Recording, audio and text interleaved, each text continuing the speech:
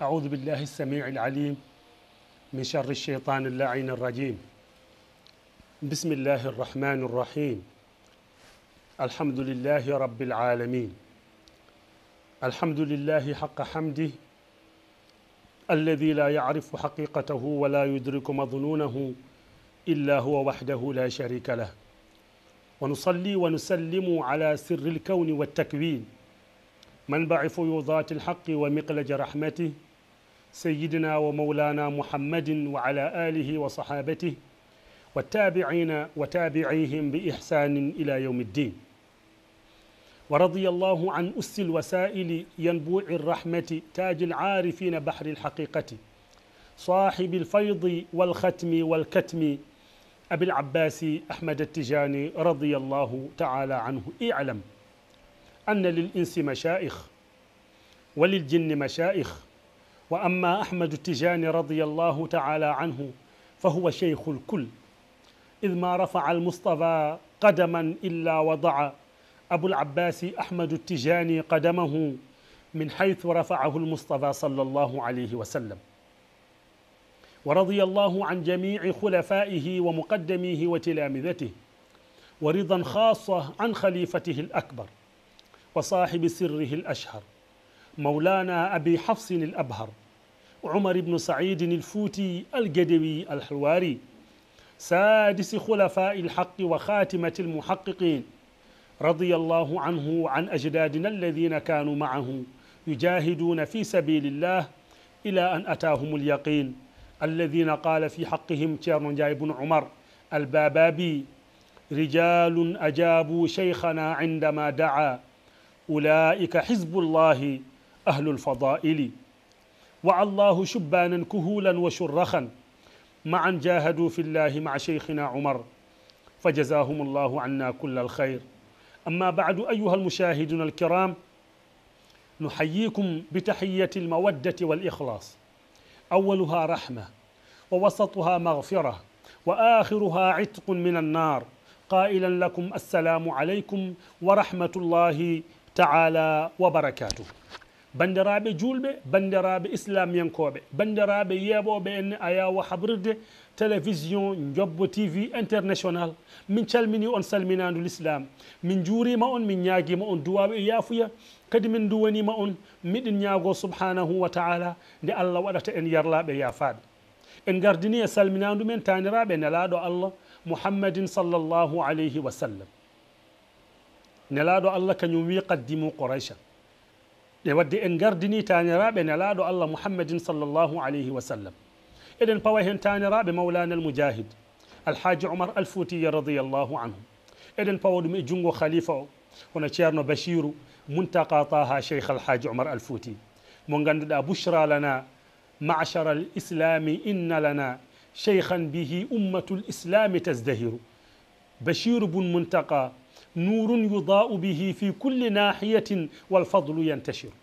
ceerno Bachiru Muntaka Taha mo ganduɗa bel wetto wodani en e oɗo ceerno e oɗo jiyaɗo Allah mo ganduɗa ko faaro diine Allah subhanahu wa taala, mo ganduɗa islam nurɗiri sababu nde oɗo khalifa jiyaɗo Allah tedduɗo. yo Allah heddan en boko juuti barke annabi o sallllahu alayhi wa sallam. o woni ɓi Muntaka Taha, kanko woni annore nde ene yeynire e kala banggue, mana ɓural muɗum ene sakto e kala banggue ne ceerno Hamid bun Uthman wimo e qasida mum nurɗuɗo. yo Allah yoɓmo moƴƴere, yo Allah heddan en boko juuti barke annabi o sallllahu alayhi wa sallam.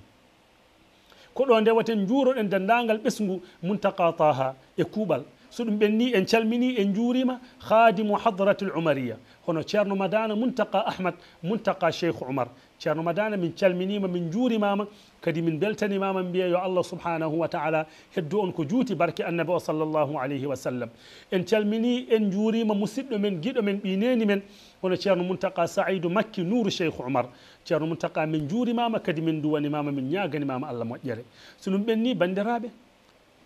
so en mbi Jobbo TV hakkillaji men jahata koye debbo moƴƴo, so en mbi jobbo TV hakkillaji men jahata koye debbo tedduɗo so en mbi jobbo TV hakkillaji men jahata koye debbo parfaro so en mbi jobbo TV hakkillaji men jahata koye debbo dariɗo balluɗo l'islam mo ganduɗa ina dari e ñemtinde koyngal tanum Cheikh Alhaji Oumar Al Fouti radiyallahu anhu holi on ɗon jiyaɗo Allah woni sokhna Aminata mo ceerno Bachirou Muntaka Taha Cheikh Oumar sokhna Ami min calminima min juurimama min beltanimama en calmini en juurima Cheikh Oumar mo ceerno Bachirou Muntaka Taha ko ɗo ndewaten juuroɗen ceerno Madana mo ceerno Bachirou Muntaka Taha wondude e ceerno Saïdou Nour mo ceerno Bachirou Muntaka Taha e dendagal ɓesgu ceerno Bachirou e kuuɓal en calmini fof en juurima fof en ñaaguima duwaw kala kala bandiraɓe sokhna Aminata min mbiya yo Allah yoɓe moƴƴere Allah subhanahu wa taala yi darndema yo Allah yoɓ oɗo ambulance mo gaddanɗa dispensaire Louga mo gaddanɗa hôpital Louga e dendagal matériel mo ganduɗa ko cafrirɗo ko gaddorɗa kala kala oɗo don mo mbaɗɗa ngal ɗo gattal ngal gattuɗa dokkuɗa jiyaɓe Allah ambulance o tottuɗa yo julɓe mbaɗe hen cafroro nawre hen ɗo jiiɗi yettude yeede e ɗiɗo médicament ji ɗi coɗɗa e ɗeɗo leece oɗo matériel mo gadduɗa e Allah subhanahu wa taala yi yo Allah yo moƴƴere e ɗum ɗo noon tane Cheikh Alhaji Oumar Al Fouti radiyallahu anhu ko ɗum ɗo woni ko dartata nde tawno Cheikh Alhaji Oumar andiraka sona darde andiraka sona moƴƴinde andiraka sona teddugal andiraka sona wallude julɓe wadde sa itti don poɗɗo ni a addi ɗum million ngaji limtinɗe a addi ɗum ha Louga a waɗani ɗum ɓesgu Louga a tottiti ɗum toppitiɓe mana ko fate cellal Louga sikki ala a waɗani hoorema emin mbiya noon yo Allah yo moƴƴere machallah kadi ya ɓooy darade darde wande ni an e dendagal walludiɓe ma e dendagal musidɓe ma ɓe dardotoɗa e ko wayni Allah yi yo Allah yoɓ hande noon bandiraɓe en garti e yewtere men nde ganduɗa ko cimtol hohoɓe diine men ngol ɗon cimtol noon en timmini gonnoɗen koye jiyaɗo Allah biyeteɗo Muntaka Taha ina wayne en timmini e gurdam seeɗa jubbande nde mbaɗɗen so jewte jeegom so jeeɗiɗi so jeetati en gaddi ɗum e ceerno men Muntaka Taha radiyallahu anhu hande noon en gari e jiyaɗo Allah mo ganduɗa kanko oɗo jinnaɗo men Muntaka Taha nde ari ga e Sénégal leydi Sénégal nde tubakoɓe ɓe ganduɗa ɓe ko colonisateur jiiɗi ɓittinandemo eɗen gandi ceerno Saïdou Nourou mo ganduɗa ko dariɗo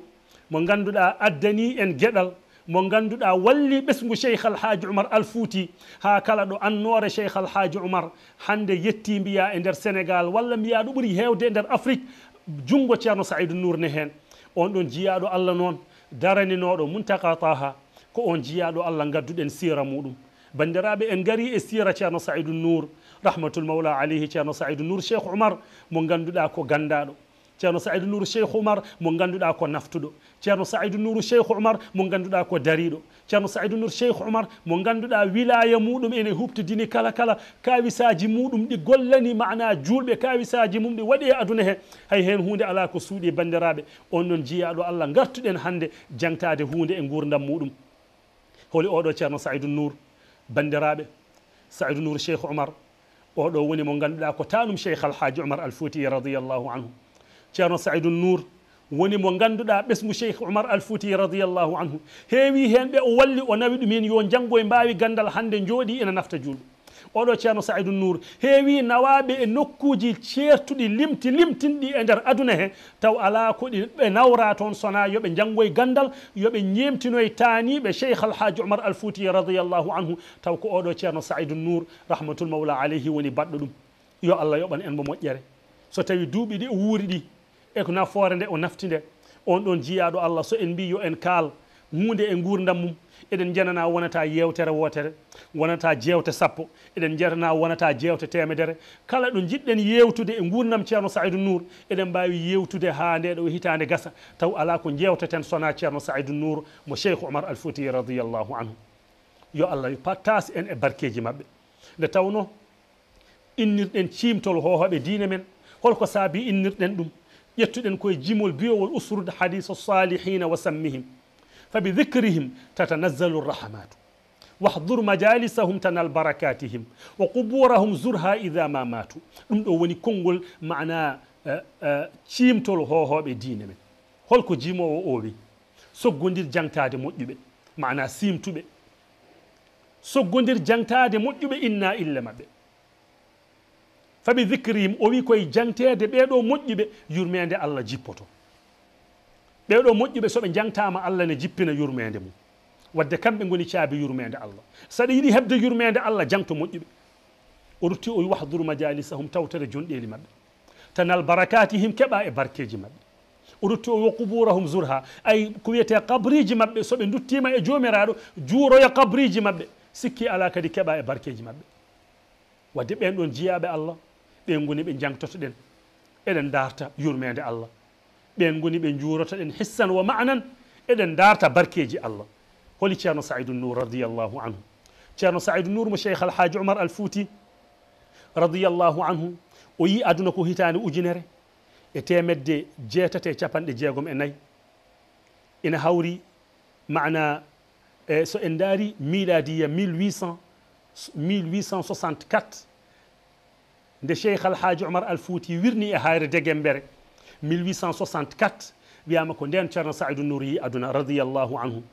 ina hawri e fergo annabi sallllahu alayhi wa sallam ina yaari ujunere e temedde ɗiɗi e capanɗe jeetati e nayyi holɗo ceerno Saïdou Nour yi aduna ko wuro ene wiye Muuña ngoɗo wuro ko ɗo mana ko ɗo ceerno Saïdou Nour yi aduna e région ɗo wiyete Yalmana e nder leydi Mali ko ɗo ceerno Saïdou Nour radiyallahu anhu taw koye wilaya Xaayi ɗo ceerno Saïdou Nour radiyallahu anhu yi aduna bandiraɓe oɗo ceerno Saïdou Nour mo ganduɗa jiigol makko aduna e kawisaji Allah moftiɗi hen nde o yi aduna e darde makko darinde darde makko timmude nde o dari nde o yi aduna kanko ceerno Saïdou Nour ina wayna ko nafti ko julɓe bandiraɓe kala kala inchallahu taala ma en jolnu ɗum inchallah e nder jewte meɗen ha ganden holi haqiqa holi ceerno Saïdou Nour so en gandi ganden holno ñemtinirtuno annabi sallllahu alayhi wa sallam e holko wonno darde oɗo ceerno Saïdou Nour radiyallahu taala anhu ceerno Saïdou Nour o yi aduna mbiɗen ko wuro Muuña hitande ujunere temedde jeetate capanɗe jeegom e nayyi ko e leñol mana usra mo ganduɗa ko diniya ilmiya usra leñol ngol ganduɗa ngol ko diineyankoɓe ko yimɓe gandal renɓe mana ko wiyete renɓe neɗɗagal mana ko wiyete ruuhu e to banggue jikku kala wadde holi on ɗon usra mo kalten holi ngol ɗon leñol woni leñol almujahid haji Oumar al Fouti radiyallahu taala anhu woni leñol ceerno men cheikh alhaji Oumar al Fouti radiyallahu taala anhu ceerno men Saïdou Nour ndew yi aduna o nehama needi l'islamiyanke mana needi ndi ganduɗa ndi mana ko yeru no taniraɓe makko gurduno to banggue wonde diineyankoɓe eno taniraɓe makko gurduno to banggue dartude towal mana ɗo Allah subhanahu wa taala ɗum waɗi kanko oɗo ceerno Saïdou Nour o heblagol keblugol mana ila taraqi ila al maali mana ngabbude faade e towal mana towal taniraɓe makko nga towal ngal ganduɗa ngal ko ngal o tawi kanko ceerno Saïdou Nour rahmatul mawla alayhi oɗo ceerno Saïdou Nour o udditana ko wiyete dame daɗal fi kulli masaihi e dendagal yaaduji makko mana e dendagal ɗalle makko kanko ceerno Saïdou Nour wadde ɗum ɗo eɗen gandi so tawi neɗɗo udditinama hono ɗeɗo dame heblama ngal ɗo keblungal heewi mana ko nawde jomum faade e dañde ko wiyete avenir moƴƴo avenir joɗɗo ɗum woni ceerno Saïdou Nour Allah tottimo mana ngal ɗon gueɗal Allah tottimo oɗo martaba kono Allah tottimo ndeɗo fodde kanko ceerno Saïdou Nour wadde oɗo ceerno men Saïdou Nour alhaji Saïdou Nour وقد عرف منذ الصغر بالذكاء والرأي السديد وأنdirama kanko ceerno Saïdou Nour gila e saaha mana duuɓi makko pamari omo andira ƴoyre timmude ko noonne kay omo andira coftal duumigal o wona neɗɗo gamɗo ko neɗɗo coftuɗo mana o wonno kadi o andira al himmatul aliya o andira himme towɗo kanko ceerno Saïdou Nour wal aqlul munfatih mana o andira kadi walla al aqlul mutafattiha o andira ko wiyete hakkille udditiɗo esprit jaƴƴo ɗum Allah tottuno ceerno men alhaji Saïdou Nour rahmatul mawla alayhi ko noonne kay Allah hokkimo ko wiyete ar-ra'yu sadid ko wiyete maana feere fewnde maana feere nde ganduɗa so fewjiɗo feere nde hawrata ko e peewal oɗo jiyaɗo Allah gila maana ko kalanmi ɗo ko koye duuɓi makko pamari mi haalani nde o yeehi ha o helli naati duuɓi kellifuya ala kalanmi ɗum ɗo Allah tottimo ɗum ko e duuɓi makko pamari kanko ceerno Saydou Nour o andira ko wiyete maana feere nde ganduɗa ko feere fewnde ko noonne kay wa sidqu fil qawl o andira kanko ceerno Saydou Nour maana gonɗude e konngol o andira ko wiyete maana ko wiyete al jaddiya fil amal الجدية في العمل كويته صوبارة فادي لجي معنا جوجي هن كويته صوبارة تمود كلا كم بقولنا الله سبحانه وتعالى كلا كم بقولنا معنا لينول ماكو كلا كم بقولنا قال ماكو وأندراكو معنا كويته صوبارة تمود إبانجي قول الله على هن سياسي دم نون ما إن غندو دم دشيرنا ماكو وي معنا إن يافومو معنا ويو يا أوتينو يا وأدي لقال بالدوغال rutti wimo ngal ɗo yonani addunam gongal noon o woori ha jamma ha weeti o addi maana leggal ngal ganduɗa ngal so wiyama neɗɗo goto rondi ɗum wiyete ko wona gonga kanko oɗo ceerno Saydou Nour ha ceerno makko wimo mbaɗirmi ni ko jarribadema kono mi sohlani mi ala haaju maana e ngal ɗo leggal ngal mbimi ya addu kono ko jarribadema mi ƴeewa holɗo himme ma tolni mi ƴeewa holɗo almudagal ma tommi tolni ceerno o radiyallahu anhu on me en garoyi hen so Allah jaaɓi ha andi holi ceerno Saydou Nour o andi himme ceerno Saydou Nour o andi maana ko wiyete sobare e golle o andi ko wiyete maana sembe timmuɗo ɗum woni o andira kanko ceerno Saydou Nour ɗiɗo himmeji ɗi gonɗen e sifade ko noonne kay wo bil quwwati wa shajaati nadira Allah hokkimo kanko ceerno Saydou Nour e guila e duuɓi pamari ko wiyete maana sembe e ko wiyete cuusal ngal ganduɗa ngal ina famɗi hande joguiɗo ɗum Allah subhanahu wa ta'ala o tottuno alhaji Saydou Nour ko cuusal ngal ganduɗa ngal ne famɗi joguiɗo ɗum ɗo noon maana kañum waɗi ma ja'alahu mahattatul indar ɗum woni Allah subhanahu wa ta'ala fodde ko tottunomo ko gila maana e duuɓi makko pamari ɗum waɗi Allah subhanahu wa ta'ala waɗimo ko wiyete maana fukkorde darɗe guite fof kucci e makko kanko ceerno Saydou Nour ƴewde holko jogori maana feññinde Allah subhanahu wa ta'ala waɗimo kanko ceerno Saydou Nour wiyete ko mawdi'u isharati albanan qabla bulughihi sin rushd maana Allah subhanahu wa ta'ala o waɗi ceerno Saydou Nour maana nokku joforde peɗeli ɗo wirti fof wiye o woni ceerno Saydou Nour o woni Saydou Nour o woni Saydou Nour maana ko adinde omo heɓa ko wiyete duuɓi maana peewal duuɓi maana kellifuya Allah subhanahu wa ta'ala suɓanimo ɗum ɗo Allah subhanahu wa ta'ala waɗanimo hono ni kanko ceerno Saydou Nour ɗum woni ngol ɗo konngol sa daari oɗo himme sa daari nde ɗo darde sa daari ngal ɗo timmal a tawan ceerno Ibrahima Dat hade men natoyde e holi jinnaɓe makko kanko ceerno Saydou Nour hol jinnaɗo makko gorko e jinnaɗo makko debbo hade men natoyde toon a tawan ceerno Ahmad Ibrahima Dat ene sifo ceerno Saydou Nour omo wiyamo e nder qasida makko ta iya nurɗuɗo oya omo haala ceerno Saydou Nour omo wiya ceerno Saydou Nour awratha min ba'dikum nur al-huda karaman ma zala yasri bi dhahrin min dhurriyati هم البدور التي تهدي الأنام هدى هم البحور التي تطمو بخيرات هم النجوم التي من يمن طالعها أبدالنا السعد في كشف الملمات الله أكبر ceerno Ahmed Ibrahima Dat to njum wadde hande en naati pistmen en jettoyima e pis mo ganduɗa o ko njum ɗo ceerno jiyaɗo Allah ceerno Ahmed Ibrahima Dat قصيدة ماكو يمة الشيخ عمر الفوتي لو يتحان تخلي من الدنيا لما يأتي أون قصيدة سايهي هاندر ومحالة تشيرنو سعيد النور هل كوي تشيرنو سعيد النور أورث من بعدكم نور الهدى كرما وحالتك الشيخ الحاج عمر الفوتي وآن شيخ الحاج عمر أورث من بعدكم آن دي أرنتني تشغل ما أندنتني تشغل معنى ساي أولو جمع كل التكريم معناه كسبو تدنغل شيخ الحاج عمر كهين وين وحالتك أحمد إبراهيم دات وي شيخ الحاج عمر الفوتي أورث من بعدكم عندي أرنتني تشغلمون معنا أرنتني تشغلمون نور الهدى كرما أرنتني معنا كويته النور بيوال النور تدنغل أرنتني دم تشغلمون هولي أون بو فاندتي هن وعناكو الحاج سعيد النور ويندي دو النور نغاندودا ما زال يسري سيراني ندن دون النور إن ربا بظهر من ذرياتي أمراد كيتشيج معنا جنجل معنا كيتشيج ها يتي معنا تشيرنو سعيد النور رحمة المولى عليه وحالة تشيرنو سعيد النور وبي تشيرنو سعيد النور هم ويبيدو بكالن مبين دونتيندا شيخ الحاج عمر حالته كونو جوفتو دوك الحاج سعيد النور ويبدن دون معنا ɗen ɗo ngol ɗon dontingol mana nden ɗon annore nde jangtotomi humul buduru leti ɓe goni ɓe ganduɗa ɓe ko lebbi ɗi ganduɗa ɗi tahdil anama hudan eɗe pewda dendagal windere nde faade e peewal mana ɗen ɗon annoje ɗe dontinɗa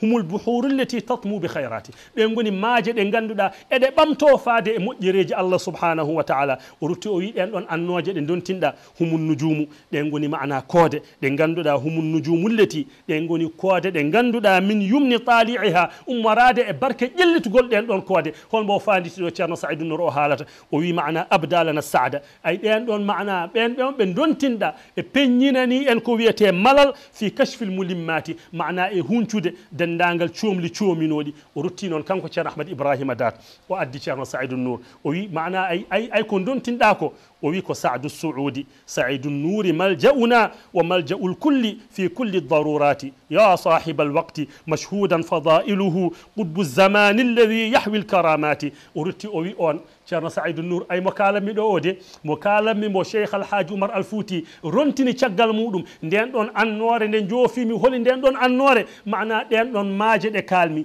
ɗen ɗon mana lebbi ɗi kalmi holmo panditimi hen ko Saadu Suudi mana ko wiyete malal Saadu Suudi malal malaɓe Saadu Suudi holi on ɗon woni Saïdou Nour woni ceerno Saïdou Nour holi on ɗon woni mo ganduɗa maljauna kañum woni ƴoñorgal men holi on woni mo ganduɗa maljaul kulli kañum woni ƴoñorgal kala fi kulli darurati e dendagal loruji so gari ƴoñeteno ko Alhaji Saïdou Nour o ñammina yimɓe ha kaara o hokka miskineɓe Allah dépense o walla miskineɓe Allah o safra miskineɓe Allah o walla dendagal julɓe o dendagal ko jogui pop jeeyi ɗum ko jiyaɓe Allah ko ni wanno gurnam Alhaji Saïdou Nour ko ni o wurduno ni o naftirtuno bandiraɓe o wadde oɗo woni Saadu Suudi o rutti o wimo kanko ceerno Ahmad Ibrahima Dat ya sahibal waqti Allahu akbar Cheikh Alhaji Oumar gandirta o rontini ko o wiyanoma ya sahibal waqti ya Mansouru ya Wazaru ay oɗo tani ko dontuɗomo kañumne wiya ya sahibal waqti mashhudun fadailuhu Allahu akbar ya sahibal waqti mashhudan fadailuhu Allahu akbar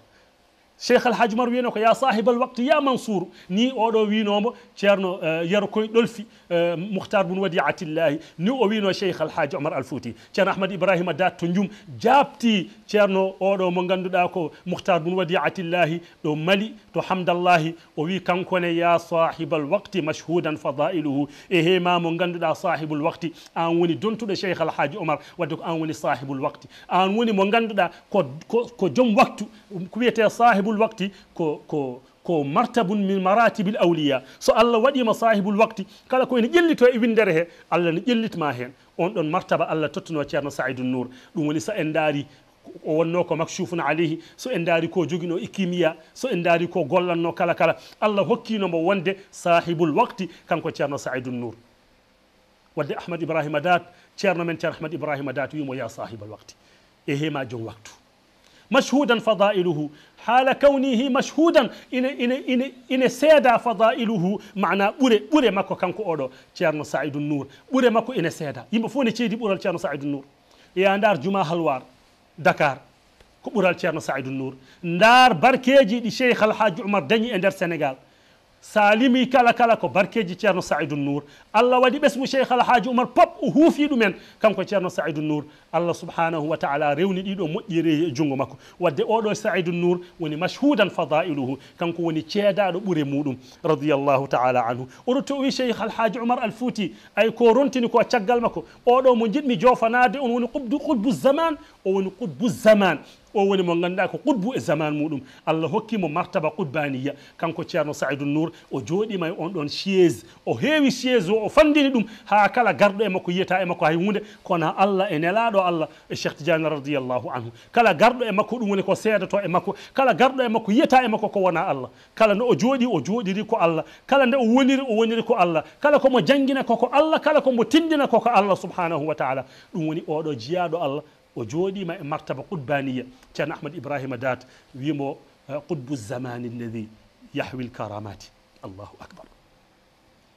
ceerno Saïdou Nour woni qutbu zaman mo ganduɗa o fandini ko wiyete karamaji ha heewi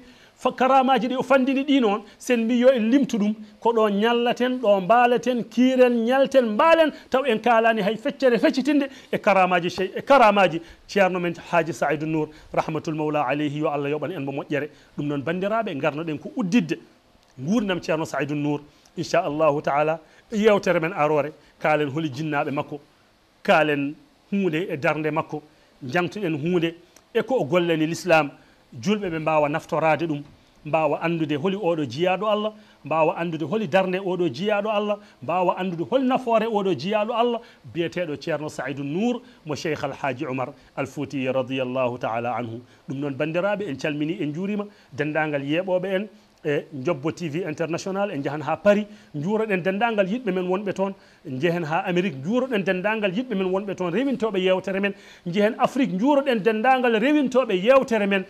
cimtol hohoɓe diine men ganden en naati e gurdam ceerno men alhaji Saidou Nour mo cheikh alhaji Oumar al Fouti radiyallahu anhu ɗum noon bandiraɓe ina wayno minute aji men gasi eɗen jetta caméraman men ceerno Baydi machallah eɗen jetta musidɗo men Oumar Baro kamɓe kewi yuɓɓinande en liggueyo eɗen mbiya yo Allah yoɓɓe moƴƴere kamɓe kala ɗum noon en gari ha ɗo inchallahu taala ha e yewtere men arore jangtoɗen ko jiɗɗen jangtade ko alhamdulillahi awwalu da'wana wa akhiruha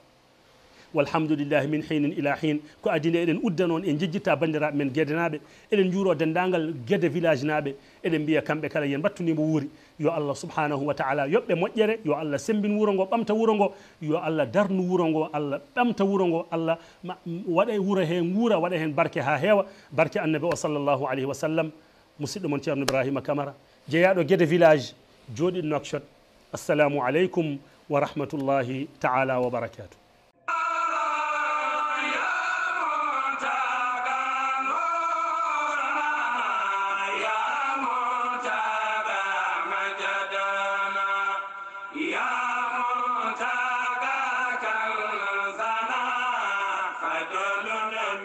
Lady